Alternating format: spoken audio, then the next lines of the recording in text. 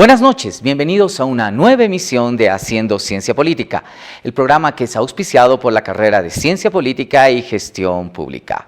Hoy hablaremos de justicia y tenemos un invitado muy especial. El expresidente del país, Eduardo Rodríguez Belcé, nos acompaña y nos hablará sobre la ruta crítica a la reforma a la justicia. Acompáñenos.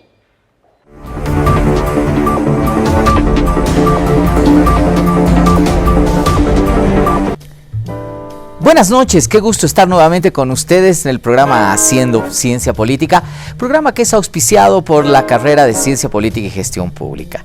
Este espacio dedicado a conocer a nuestros docentes que en todo caso son docentes titulares de la carrera de Ciencia Política y que tienen muchísimo que darnos en el ámbito fundamentalmente de su quehacer académico.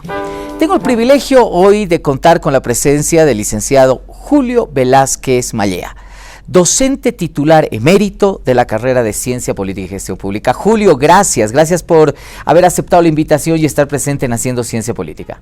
Gracias, Marcelo, realmente es un privilegio para mí estar en este programa, dialogar, intercambiar ideas y, como dice el título, haciendo ciencia política, cosa que no siempre es una tarea sencilla, ¿no? ¿Cómo hacer ciencia? Es completamente difícil, ¿verdad? Es completamente difícil. A ver, Julio, yo sé que tienes tal vez miles, yo creo que hasta incluso, sí, el término está perfecto, miles de estudiantes, miles de colegas que te recuerdan definitivamente por esa vocación de docencia, pero sobre todo por tu especialidad en el ámbito de la filosofía, ¿no? Claro, la primera pregunta de entradita, ¿qué hace la filosofía hoy día con la ciencia política?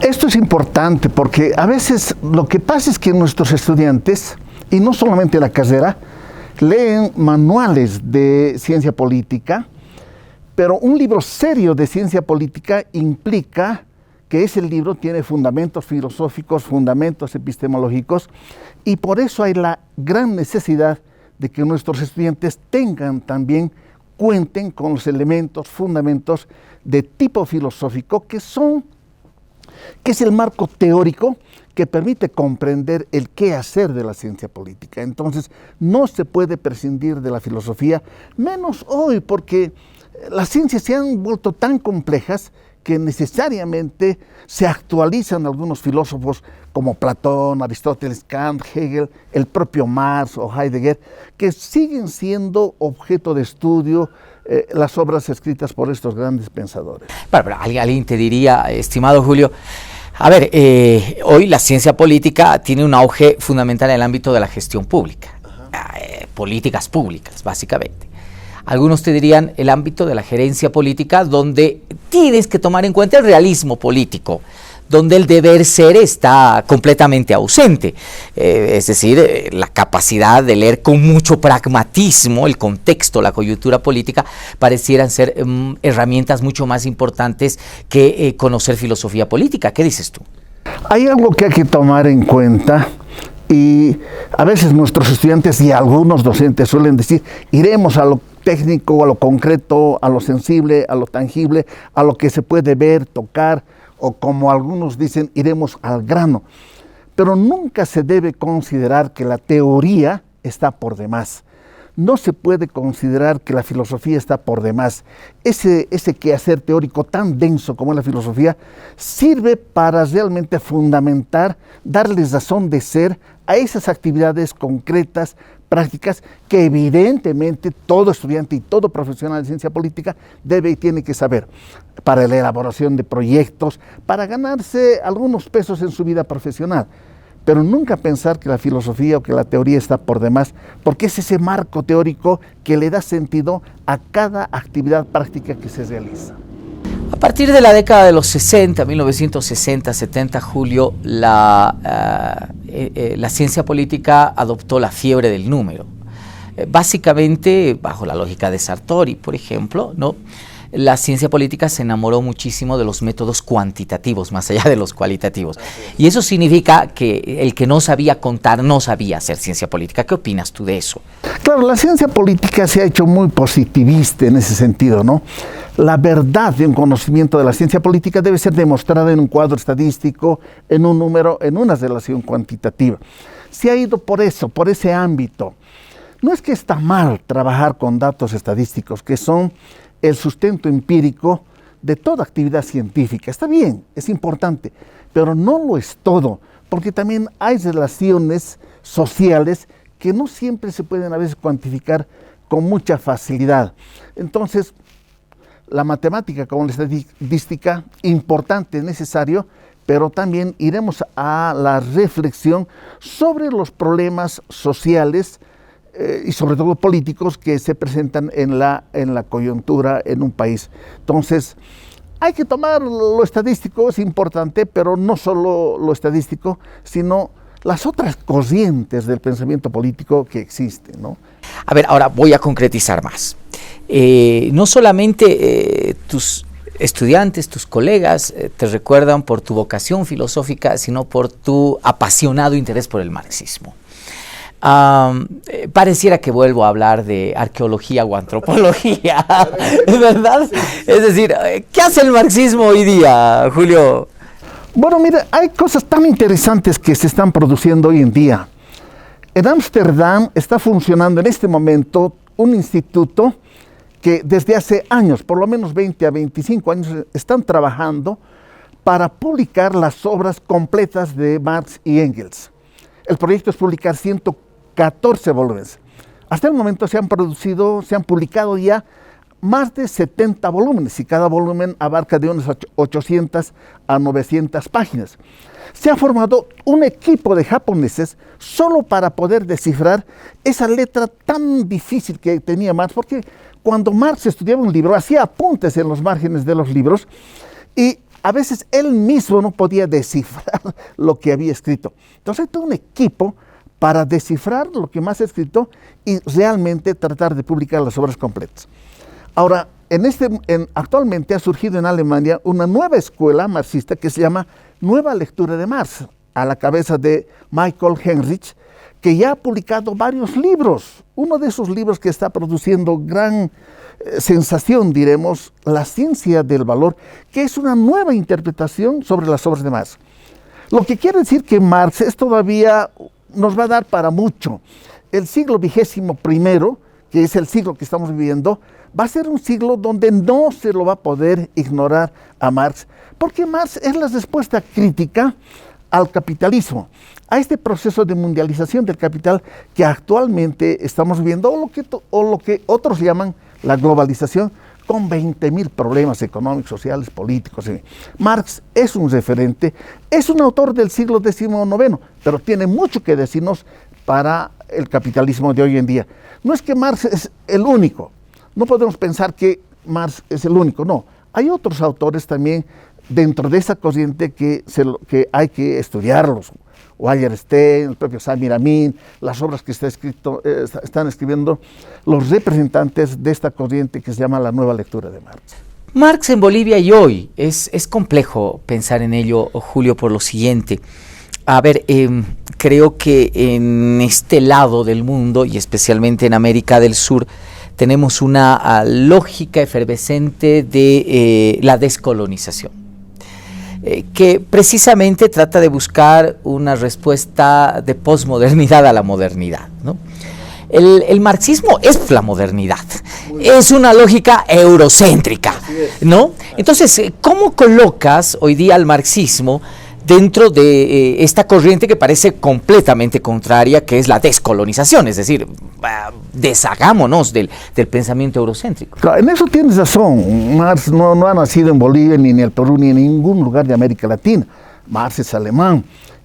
Su pensamiento obedece a esa época histórica y a ese país, Europa, en el que él se ha desenvuelto. Pero lo fundamental es utilizar el método que Marx nos ha legado. Y en ese sentido, en Bolivia encontramos varios autores marxistas, José Antonio Arce Arce, el propio Guillermo Lora, que ha escrito sobre la historia del movimiento obrero, pero quizás de todos los marxistas en Bolivia, el que más se ha destacado es René Zabaleta Mercado. ¿Qué hace René Zabaleta Mercado? Como respuesta a la pregunta muy interesante y muy pertinente que hace. Ha utilizado el marxismo para entender lo nuestro. ¿Cómo lo nuestro? A ver, en su obra Lo Nacional Popular, Zabaleta nos dice algo que es muy importante. Bolivia ha ido a la guerra del Chaco con una pregunta: ¿qué es Bolivia? Y Zabaleta nos dice, en las trincheras del Chaco se encontró la respuesta a la pregunta ¿qué es Bolivia? ¿Por qué? Porque en las trincheras del Chaco había soldados que vinieron del norte, del sur, del este o del este del país. Caramba, ahí la gente se dio cuenta de que yo hablaba aymara, el otro hablaba quechua, el otro guaraní y el otro otros idiomas, pero estamos en el mismo ejército peleando con los paraguayos. Entonces surge ahí con propiedad este concepto de que Bolivia es una formación social abigarrada. ¿No es cierto? Bolivia es un país multicultural, multiétnico, plurinacional. ¿Es un avance importante? Sí. Sobre esa base hay que seguir trabajando plenamente de acuerdo. Nosotros de la universidad, ¿qué es lo que tenemos que hacer? Trabajar como docentes teniendo el concepto de la unidad de la diversidad. Somos un país diverso, ¿no es cierto? Zabaleta Mercado decía, no es lo mismo tomar un vaso de cerveza en la parte oriental que en la parte occidental. A ver, si me permites, sin embargo, hay un aporte mucho más interesante de Zabaleta, que es lo nacional popular. Esa categoría que de alguna manera, si te das cuenta, ha dado paso a los procesos de transformación política de las últimas décadas. Es decir, la Bolivia plebeya, sobre lo cual nace la lógica comunitaria, etcétera, etcétera, nace precisamente en esa Bolivia nacional popular de Zabaleta.